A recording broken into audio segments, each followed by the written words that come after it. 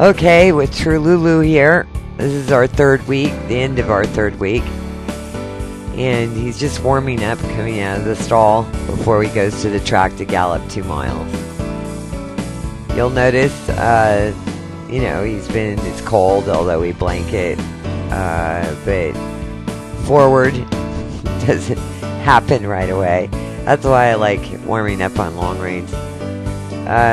Anyway, we've been going very strong and forward in the last 3 weeks, so his muscles are achy. He has new muscles in his lower back, and you see when I did that little rein back, all that is forward. Technically, if we had the physics to this lined up on a computer, you could see even his rears are forward because he's what they call coming off the hock, and his rein back is still forward. See how he jumps a little bit in that step.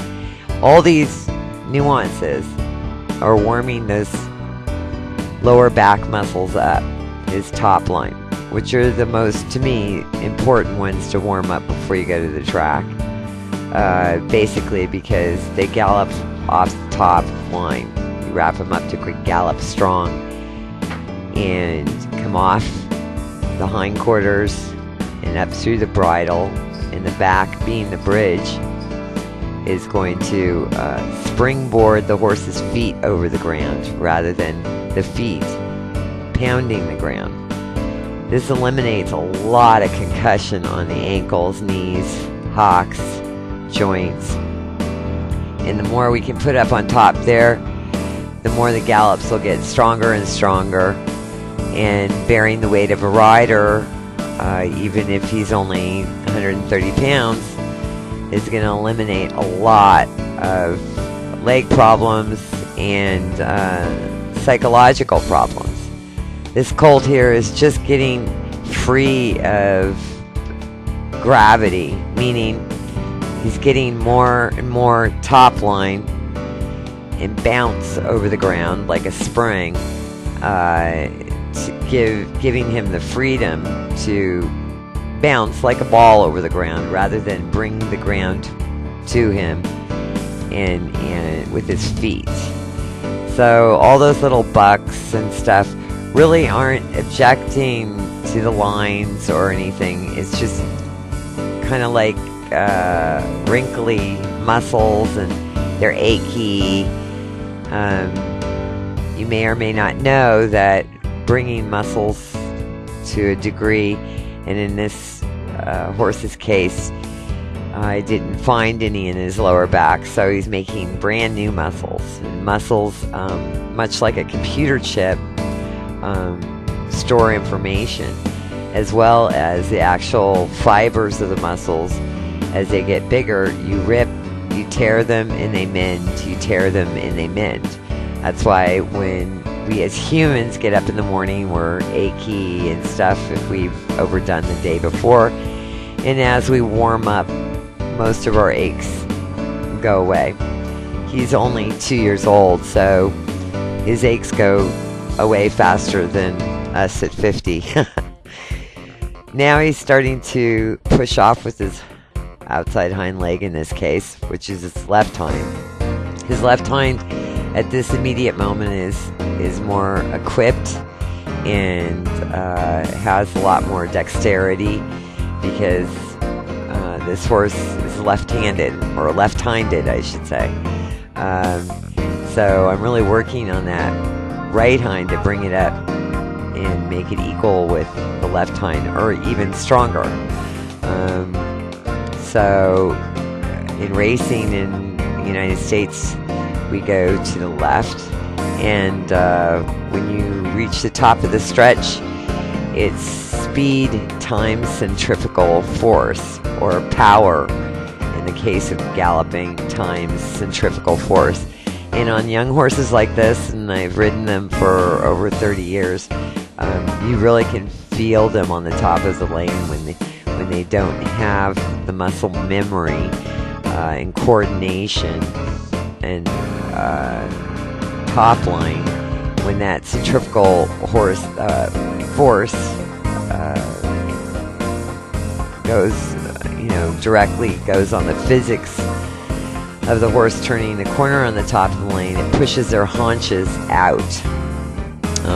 In racing, I don't think they do it correctly, but they put on run out bits, which are like, well, there's different kinds, but inevitably they're holding the face into the rail, and it's really the haunches that need to be brought underneath the horse, not the face. So my whole thing is, and this is about 99% of the time, making the right hind of a racehorse stronger than the left hind. The left hind goes up the stretch or down the backside, and it's in a straight line. So even if they're going 40 miles an hour, they're not having to bend and go around a corner, which takes a lot more force through the body structure of these horses. Now that he's kind of fiddled around, and I have to redo the lines because when he bucks, sometimes the line goes under a forearm or a hind leg. But this is all useful to the warm-up, because even as we approach warming up, and this horse at the end of the third week is getting cocky, and he's starting to turn into a racehorse, which I like. And I never, ever try to take that away from him when he's telling me to go somewhere, so to speak, and he gets caught up. The time I ask him to stop and I untangle him is also training. And it builds a really neat pyramid to the ultimate end of that explosion for his first start, in that even though he's really feeling on top of his game, and he's physically feeling super good this morning, and he's getting 8 quarts of oats and some sweet feed, and having some hot mashes and flaxseed and Immuvet products. You can see here he has still a mind, and having to unwrap his legs or take off my coat and continue to warm him up is all training this horse to keep that nuclear bomb of energy and focus it to the ultimate race someday. So he shows a lot of class in that, even though he's full of himself, as a 2-year-old colt would be at 16 quarts of feed a day and alfalfa and timothy, but he's also showing that he can really package all that energy and focus it. Also, I never get into a horse for acting like a horse and feeling good, because ultimately that's what wins races. So even though he's young and he's giving his bucks, and I think a lot of horsemen, a happy horse that's full of himself, some horsemen I've seen misjudge that and interpret it as they're being naughty or nasty, or I don't interpret it that way. When he's looking at me in a certain way, like he's going to savage me, or he kicks out at me, he's showing his personality and stuff and working himself all at the same time. You can't get a horse. You can gallop a horse 2 miles every morning, I don't care.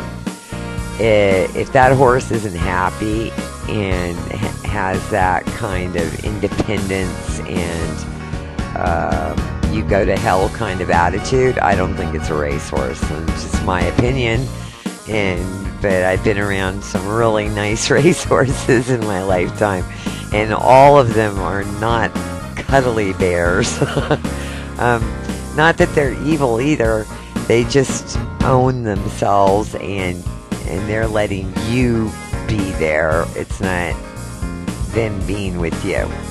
So, and I don't like to overbreak and coddle horses, because if you had the chance, go to the back stretch one day when they're racing at Belmont and just stand there.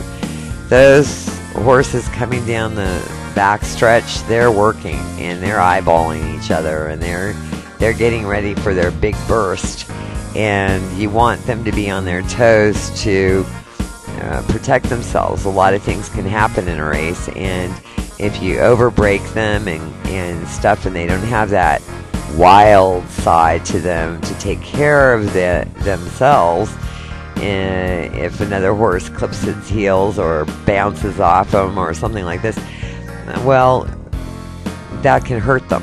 So I like pretty much to keep all my horses as wild as possible.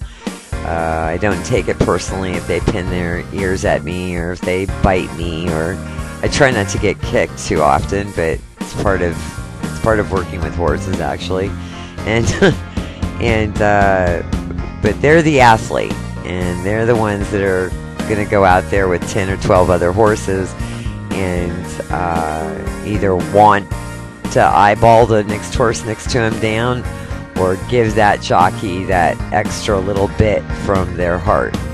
And so all of this warm-up for his 2-mile gallop this morning is based on not taking anything away from the horse's personality. Now, if you can see here, his strides are getting longer from behind. When we started out, they were about 6 inches. Now his hind legs coming up and stepping into his front legs footstep, and that's stretching the top line and the croup. It's kind of like, well, they have 4 legs, we have 2, but it's for a horse to stretch, pop the back up and stretch that croup way underneath. It's kind of like for them doing the splits, in that when he finally goes for his first work, he's going to step really far underneath his body and then not release that step until it's way behind him. And to stretch those muscles and prepare them for his works and breezes and inevitable race, you have to do it a bit at a time. And by the way, that's much of the bucking. A lot of the little bucking he's doing in the warm-up are those muscles tickling him. For those of you that have been around show horses, a lot of the great Grand Prix open jumpers will, in their warm-up arena, give a couple of gigantic bucks after their first or second warm-up jump. And that's really just unwrinkling their muscles and stretching, just like you might stretch in the morning getting out of bed. Now he's really starting to